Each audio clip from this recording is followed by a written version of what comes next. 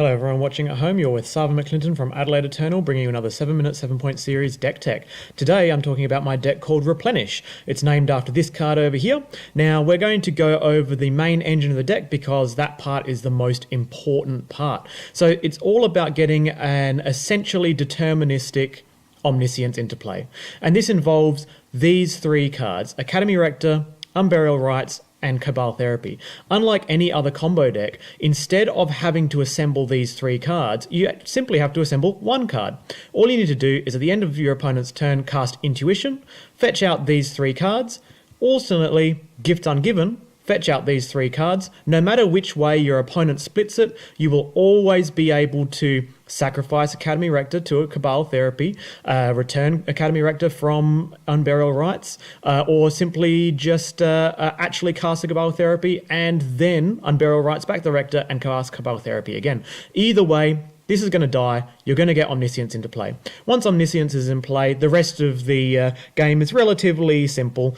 You can simply actually play whatever you have in your hand, whether it's a Jace or a Teferi or a True-Name Nemesis. You'll be able to finish the game relatively easily. If you happen to have the Griselbrand in your hand, you can just cast that. If you happen to have the two enchantments in your hand, you can simply cast them. Now, the tricky part is finding a way to actually resolve these two.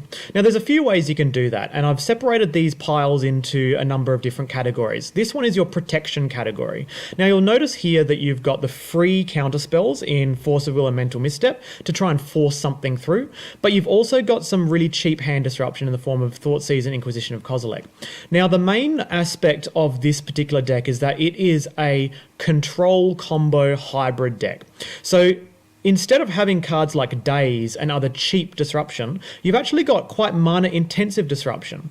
Being able to cast a Gifts Ungiven and a Mana Drain or Counterspell on the same turn means you need access to something like 6+ mana, depending on what else you're doing in the same turn. So you need to be able to actually build up your mana sources, hence why we have 23 lands. This is relatively unprecedented in combo decks, hence this number of lands fits really nicely with a control shell.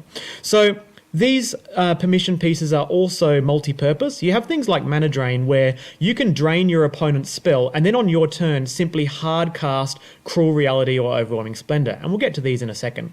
Teferi Time Raveler is a new card. The new cards that have been coming out recently are absolutely insane and have really pushed Esper into contention with Grixis control as a good control shell. But Esper sits really, really nicely when you're trying to do broken stuff as well, rather than play the fair game.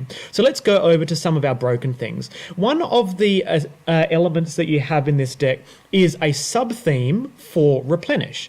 Now, the broken things involve cards like Lay Claim and Cast Out. Now, I've put these two into the two other categories, this category being your card selection and card advantage engines, and this category being your interaction on the board.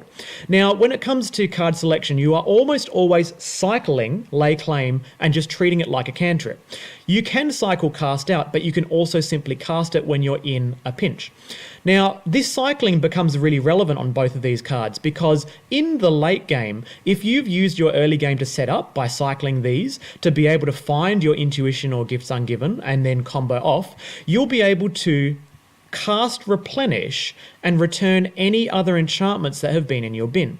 Now, oftentimes it'll just be these two, but remember that Gifts Ungiven allows you to choose a selection of cards. Oftentimes you're able to make it really, really difficult for your opponent to know how to split the cards, often ending up with chucking some enchantments in the bin. Little do they know, you can use Replenish or Snapcaster Replenish or Mission Briefing Replenish. So sometimes your piles will involve these two flashback cards and Replenish, and then a card you really, really want to cast. Now, the best parts involve the situation where you have Replenish in your hand and your opponent doesn't split your Intuition or Gifts correctly. Even if they split it correctly, they're still going to end up having Omniscience in play, and then the rest of the game is history. So it's really, really hard for your opponent to know how to play around it. Now, there are different ways that you can get these two into the bin. Things like Collective Brutality, which are in our in our board interaction slot, because we're often using the -2/-2 and also the life gain option to survive against things like burn. You can often discard either Cruel Reality or Overwhelming Splendor to one of these cards like this, and then you can return it off a late game Replenish. Now, the reason that you have these two enchantments is very, very specific. A, Overwhelming Splendor creates a relatively hard lock with moat, because all of your opponent's creatures become 1/1s and then they can't attack you. The other thing that happens over here is your pseudo moat in the form of True-Name Nemesis, because this thing gums up the board, allows you to survive till late, can be returned off Liliana Last Hope, and you can really lock things up as soon as all their creatures are small. Cruel Reality is here specifically because you actually need to finish the game. Oftentimes you will create your massive pillow fort, sit behind an Overwhelming Splendor and Omniscience, and your opponent is just attacking with 1/1s and you're drawing some lands and you go, oh no, how am I going to finish this game?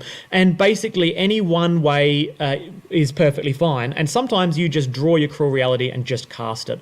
It's a nice slow way of eking out a win, and almost always you play this, your opponent scoops. Do be aware of time. Your deck is a combo deck, but it is a slow combo deck. Play swiftly and make sure that you have sufficient turns to ensure that your opponent dies.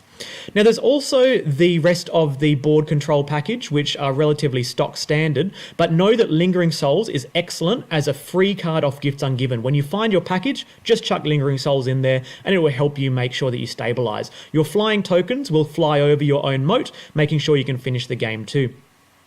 Liliana Last Hope often returns creatures like Griselbrand, but note that the creatures in the deck are few and far between, making your opponent's removal null and void in game 1.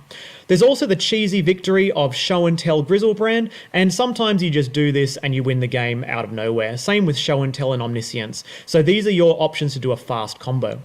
Let's have a look at the sideboard.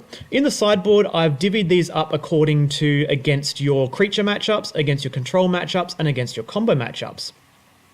Note that your 7th point is actually in the sideboard, and that's because Enlightened Tutor is absolutely abysmal in the main deck. You never want to actually draw these enchantments unless you're already winning. You actually want to draw Haymakers. So use your Enlightened Tutor against whatever things are in your meta, whether it's artifact decks, whether it's graveyard decks, whether it's aggro decks. Warmth is one that I've been using in the local meta because burn isn't something you lose to, and Enlightened Tutor allows you to go turn 1, Tutor, turn 2, get your 2-drop Haymaker in specific matchups. Back to basics and Supreme Verdict for your mid-range matches, and these to force you through against control. So hopefully you like the look of the deck. Anything with the Esper Gifts shell is a lot of fun. I enjoy the fact that you can revive this card back from its Urza Saga days.